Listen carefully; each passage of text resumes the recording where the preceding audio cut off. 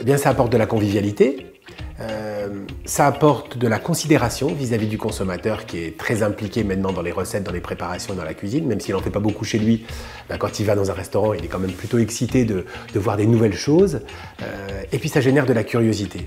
Donc d'un côté, on valorise le consommateur, et puis en plus, on le fait participer, on le fait travailler d'une certaine façon, et on lui donne un peu envie d'être restaurateur d'un soir. C'est par exemple m'a proposer différentes herbes et différents condiments pour le tartare. C'est par exemple m'a proposer une blanquette de veau à partager à plusieurs utilisateurs et chacun met les quantités et les ingrédients qu'il souhaite intégrer. Et c'est par exemple aussi se mettre avec une petite proposition qui soit assortie d'un espuma ou d'une émulsion. Finalement, le coût matière n'est pas forcément très important ou très complexe. Là où le coût se situe, c'est plutôt dans la manipulation, dans l'implication du personnel et dans le temps additionnel qu'il va falloir gérer, en particulier en période de coup de feu.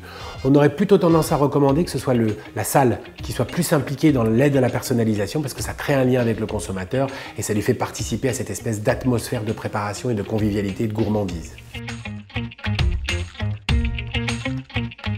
C'est positif, c'est une démarche qui est positive et qui doit être conseillée à n'importe quel restaurateur, quel que soit son thème de restauration et quel que soit son niveau de proposition.